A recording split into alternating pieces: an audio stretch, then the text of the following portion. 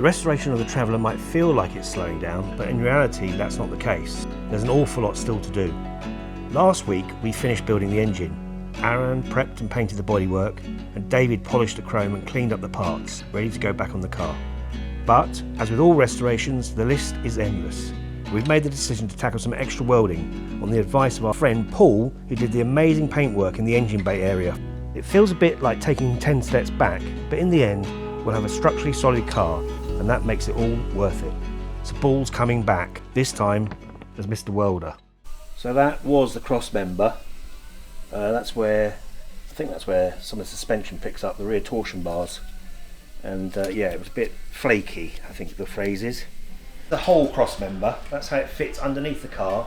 The prop shaft goes through here. The torsion bar suspension picks up on these points on both sides, and the jacking points get welded onto here. On our car, somebody in the past has replaced this section and done quite a good job, and this half has rotted away. Well, actually it was still there, but it was just, as I said earlier, a bit crumbly and not very pretty to look at. So Paul's suggestion, advice, was to attack it. So what we're doing, or should I say we, that's the royal we, what Paul's doing is cutting out all the old, and then he's going to, I think he's going down here. He's also taking this lip to here to meet up to where the old good repair had been done, so it all looks very neat and tidy, not just a patchwork quilt. This has got a plate on a plate on a plate. I suppose you could say it's strong, but it's messy. So we all the panels in the engine bay are brand new, completely. We've painted it nicely, what Paul has. And in fact, look, there you go, lovely. That's a tiny bit, that's fiberglass there, which is welcome back to the 1980s. We're getting to doing nice stuff like the engine, which you've just seen, and then if you look down here, like all these jobs, it gets bigger than you think. I was just saying, it's a little bit of a shame that people do this, because it becomes a bit of a patchwork quilt. We have got a car that's been plated in a few places, if I'm brutally honest. It's strong, but you can buy, the great thing about these cars, you can buy pretty much, I think, every single panel for them. So you can buy a whole floor and change the whole floor, which you could argue is just as easy as patching up an area. It certainly does a better job and a neater job. Again, here, very important, this is where the passenger seat gets bolted to the floor, and again Paul saw work he didn't like, basically. So again, he's going further than anticipated by cutting out more metal, and I know his work, he'll plate that up beautifully. I don't know what we need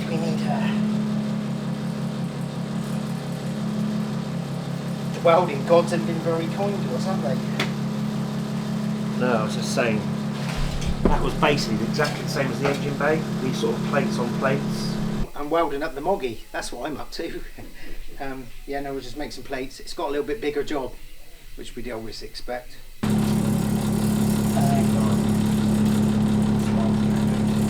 What? I'm only going to do a little bit of tacking. I just need to tack that where they put them 2 pounds in.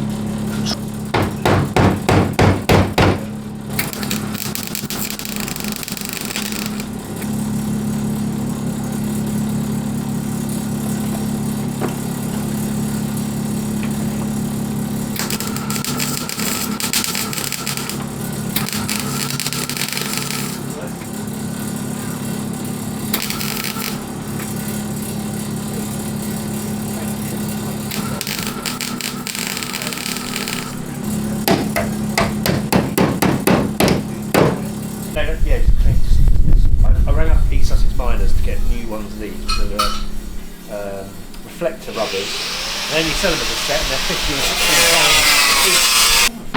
£16 each. But I thought they'd be like a £5, when they went 15 quid each. So I thought that's £30 plus VAT.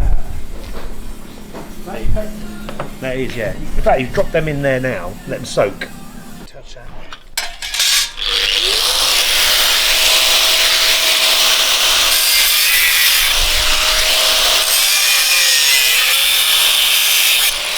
Okay, engine bay basically completed. I like to think to quite high standard. I made one slight schoolboy error. I took a knife, I got various rocker covers and I just restored one. And then when I put it on the car and started plumbing it all in, I went, oops. and this a Morris Minor one has a breather pipe to go to the air filter. So whilst I've done a bit of a job on this one, I've had to go again, and one with a breather pipe, which I'm about to paint once I do a little bit more prep. Ooh, hide my cup of tea first. Ooh. Just polishing chrome again, doing the bumper. We've had one go, but it needs a little bit more going, all the bits of paint and everything that's on the chrome. Just all those fiddly bits, they all need doing at some point.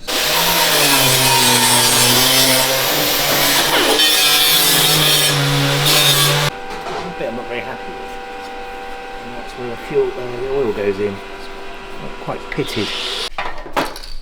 This is the paint department when it's raining, under an open fronted barn. This is the Aaron's glove box cover at the front. It's a little bit slightly rusty and a bit dull, so that's been given a nice freshen up with some Bermuda blue, and we're just about to do this BMC green rocker cover. We've even got Morris Minor parts weighing down the piece of paper. We've got a water pump pulley and a rear bolt for the spare wheel.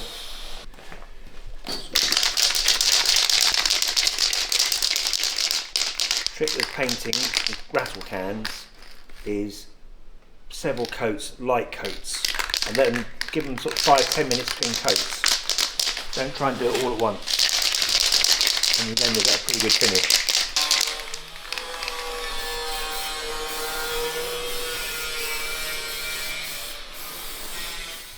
Oh, hello! It's the film crew's here. Oh no!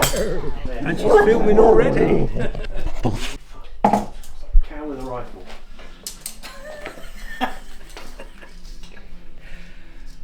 This is a little tip for anybody's interested. Fuel line on a Morris Minor. If you've got a dodgy one, they're normally steel, the original ones, and they tend to go at the far end. Well, sorry, where the pump is. This one's been made up. If you can get the old one off carefully, then the good thing is to keep that.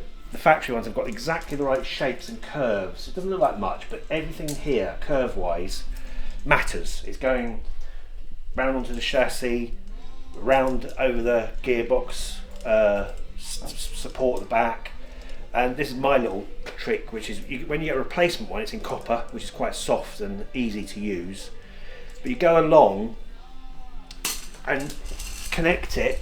As you do it, you put little bits of insulating tape tight around. Every time there's going to be a little movement, insulating tape, you do it all the way along until you copy the exact shapes and all the little curves of the original, and that will literally fit like a glove. Petrol down the inside, got rid of all the old signs of glue and grease. This is where Paul repaired the cross member area, and it was weak on the floor here, so he just put in plated it all up and made it strong. And today Aaron's, now he's done all his prep, he's going to paint the front floor section in Bermuda blue in the enamel paint that we've used for the back.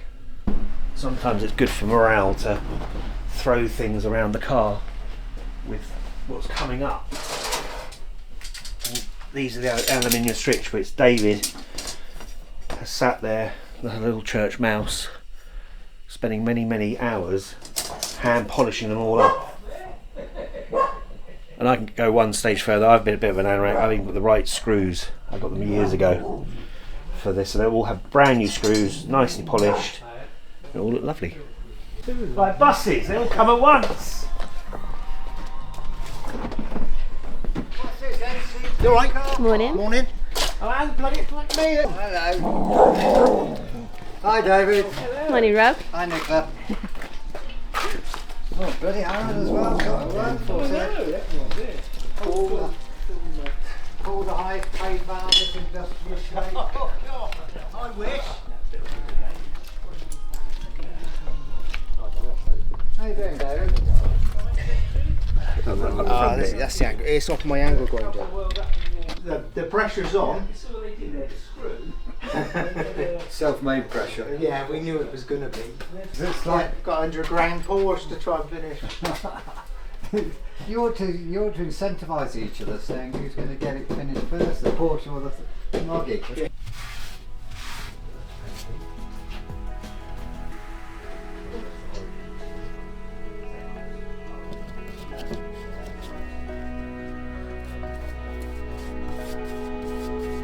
Oh no, I need to.